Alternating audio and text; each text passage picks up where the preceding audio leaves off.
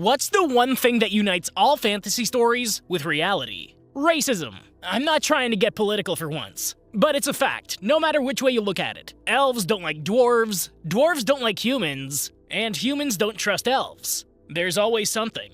Well, in this one, mortal vampires fight against immortal vampires when they aren't going to school. This is 2014's Vampire Academy, and some adolescent teen vampires. And they ask Mr. Dragomir to turn the radio up. Suddenly, a car hits the car head-on, and we see Rose wake up to the sounds of Lissa crying next door. When Rose goes in, she wakes Lissa up to make sure she's okay, and it turns out that she has a connected psyche. Rose reminds her that she's just supposed to be fitting in as a normal human being, but Lissa reminds her that it's only been a year since they ran away from the academy. Rose tells Lissa that her one job is to make sure that she's safe, and she assures her that the academy is definitely still hunting them. Just then, Rose spots that Lissa's hungry, and she takes her to the kitchen to let her feed on her. This is a nice mutual understanding. Suddenly they have to run away because Guardians are searching for them. I didn't expect that much from this movie, but Rose kicking butt early in the movie is really refreshing. At least they didn't spend 30 minutes just setting up. We're here to learn on the go, apparently. Suddenly, Dimitri shows up, and he tells him that he's there to take them back to the academy. In one solid motion, Dimitri puts Rose on her butt, and we get a nice background story about the different kinds of vampires. The Moroi is the royalty that Lissa is, and Rose is a Dhampir guardian. Dhampirs are half vampire, half human. On the ride to the academy, Rose tries to talk smack with Dimitri, but he notices that she has a connected psyche with Lissa. Once they get to the academy, Dimitri calls for the guards to open the gate, but they're attacked by the other kind of vampires. Dimitri heads out to clear the way, and Rose breaks free from her handcuffs. When Rose gets out of the car to help, she finds herself face to face with one of the bad vampires, and it kills every other guardian that gets in his way until Dimitri shows up with two other guardians. These vampires are called Strigoi, and they only come out at night and die by way of silver stake. Rose talks about how the Strigoi are the things of their nightmares, and I'm over here wondering how bad Strigoi are if the vampires themselves fear them. It turns out that Lissa is actually royalty, and they go upstairs to talk to the headmistress. While headmistress Karova talks about punishment ideas, Prince Victor comes in to ease the mood. When Rose explains that Lissa felt safer outside of the walls of the academy, Karova takes a defensive tone as she explains that due to certain circumstances, Lissa is now in line to be a possible successor to the throne. She isn't a fan of Rose, but when Dimitri mentions that they have a bond, Karova can't believe her ears. Just then, Lissa gets into Karova's head, and the headmistress agrees to keep Rose on campus. Before saying bye, she hands Rose a telegram from her mother. A telegram? Why is it that vampires are always caught up in the ancient times and technologies? Then we get a flashback of Lissa literally mending a crow that had broken its neck. Since when did vampires have all this magic? This is already better than Twilight. Not a great movie, but better.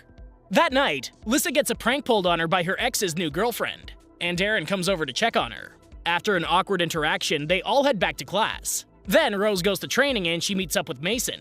Suddenly, she gets a connection with Lissa, where she sees her in the library in the tower. There, Lissa runs into Christian, who's considered a freak, since his parents chose to turn into Strigoi. But she forms a connection against Rose's better judgment. When he asks about how she was able to drink blood while on the road, Rose gets pulled out of the trance, and she goes through a rigorous training session with Dimitri. After that, she meets up with Lissa, and the two of them head to the cafeteria. And when I say cafeteria, I mean a blood bank with humans volunteering their blood. It's not that weird because every human there is obsessed with vampires and freely volunteers. But what sucks is the fact that every human's memory is wiped after a year of service. What's the point then? While Lissa eats, Rose runs into Victor, who wants to know if Lissa declared a magic while they were gone. Rose tells him that there wasn't much time to practice magic, and she asks about the missing teacher, Ms. Karp. Victor reminds her that boogeymen are real, but he assures her that things are what they are. Suddenly, Natalie appears, and she tries to put herself in the group with Lissa and Rose. She talks non-stop, and she points out some of the biggest gossip. When they go to the church, Rose flirts a little bit, but Mason's the one that flirts with her. When they go into the church, there's an explosion on Lissa's parents' memorial, and she's escorted out of the church. Leave it to Rose to get down to brass tacks. Those brass tacks mean getting down and dirty with a royal vampire that wants to suck her neck, though. This movie's all over the place. Once we get used to one thing, it reminds you of two other storylines that you forgot were going on as well. Luckily, Dimitri intervenes, but now Rose connects with Lissa again. Lissa steps outside her dorm to find an animal cut open and hanging over her. Again, no animals were harmed in the making of this film. After this, of course, Rose asks Dimitri to teach her how to fight, but I can't imagine that'll help with high school drama. Sure enough, the teacher reads a note that accuses Lissa of feeding off of Rose while away from the academy, and Christian has to step in to draw attention away. He burns the note and gets sent to Kurova's office. After class, Rose has to deal with Lissa running away and Mason accusing her of sleeping around. After blowing him off, Rose sneaks off to connect with Lissa, to see that she's conversing with Christian in the library. Suddenly, everyone assembles to greet Queen Tatiana for a surprise conference. A surprise conference where the queen embarrasses Lissa right in front of everyone. When Rose and Natalie go to check on Lissa, they find a blood warning on the wall. When Lissa comes in, she tells the other two that she's going after the problem at the source instead of running away. When Rose goes downstairs, she runs into Christian, who tells her that he just wants to check on her, but Rose tells him that Lissa wants him to leave her alone.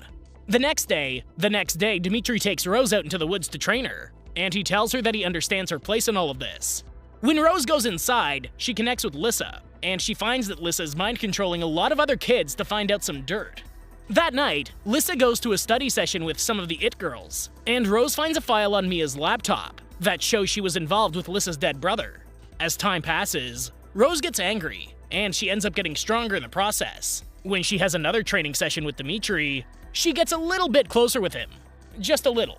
Don't get too excited. I know that quite a few movies on here are downright dirty when it comes to romance, but not this movie. The next day, Rose breaks into Kurova's office to watch clips of testimony from the missing teacher, Ms. Karp. Suddenly, Rose connects with Lissa, and she sees that Christian has become a Strigoi. He leads an attack on the school, and Rose rushes down to the plaza to fight.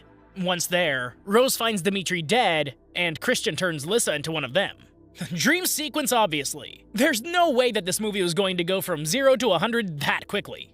At church, Rose apologizes to Christian, and tells him that everything she said before was actually her idea instead of Lissa's. He doesn't take this lightly, and he dips. Then Natalie shows up and tells her that there's a princess party going on, and they go there to spend time with Lissa. When Lissa uses aloof for magic, Rose senses the itch that it's giving them, and she decides to dip. In the middle of the courtyard, Natalie and Lissa catch up with Rose, and it turns out that a Psyhound is following them. Just then, Lissa finds her backpack in the middle of the courtyard, and they find her cat dead in her bag. Lissa tries to use her magic, but she passes out with cuts appearing on her arm. Of course, Rose decides to have a nice little flashback moment here. And we see that Ms. Karp actually hints that there's something else at play here. Because of course there is. This is only vampire elitists keeping tabs on things. Rose tells the higher-ups about Lissa's talents, and after being allowed to see the hidden footage for Ms. Karp turning into a Strigoi, Rose confides in Dmitri. Dmitri tells her that there's more to learn about St. Vladimir, and she heads to the library to learn about it. Once there, Rose ends up getting help from Christian, and they find out that the magic that Lissa uses is called Spirit. Christian thinks that someone's trying to toy with Lissa to make her mad. But when they leave the library, Lissa spots them hugging as they say goodbye. Christian tries to explain that he knows what Lissa needs, but when Rose tries to reason with her, Lissa goes on a tangent. It isn't until Rose breaks her leg in a hole that Lissa stops. When the headmistress comes in to tell the two girls that they're going to be put in a bunker, Victor tells them that they're actually going on a shopping trip for the Equinox dance that night. That night, the girls get ready for the dance, and Rose opens a gift from Victor that turns out to be a stylish necklace. After a final warning, the three girls make their way to the dance, where they split up and enjoy their night. While Lissa kisses Christian on the dance floor, Rose follows Dmitri until Mason stops her. Mason has the two guys that were spreading rumors about Rose, and they apologize for everything. On top of that, Rose punches Mia in the face before being escorted out of the dance. Rose punching Mia was definitely a fulfilling moment in the film. There hasn't been much in this movie that made me really go wow, but that was perfect.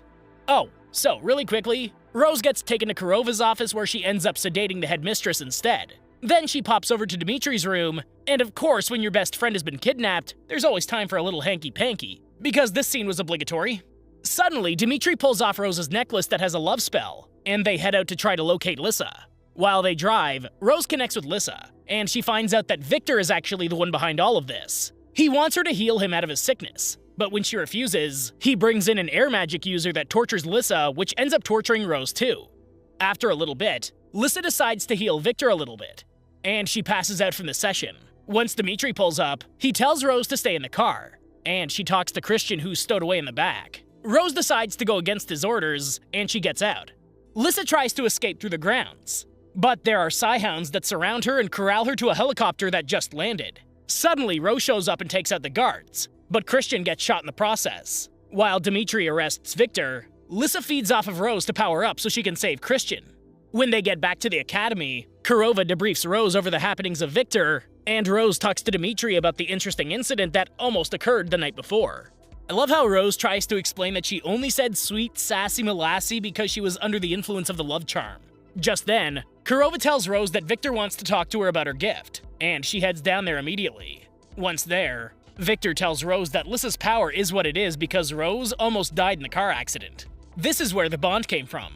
Just then, Natalie shows up, and we see that she's turned herself into Strigoi to aid her father, Victor. With a little help from Dimitri, who shows up at the perfect time, they're able to kill Natalie and recapture Victor. The next day, Rose catches up with Lissa, and they all head to a conference with Queen Tatiana.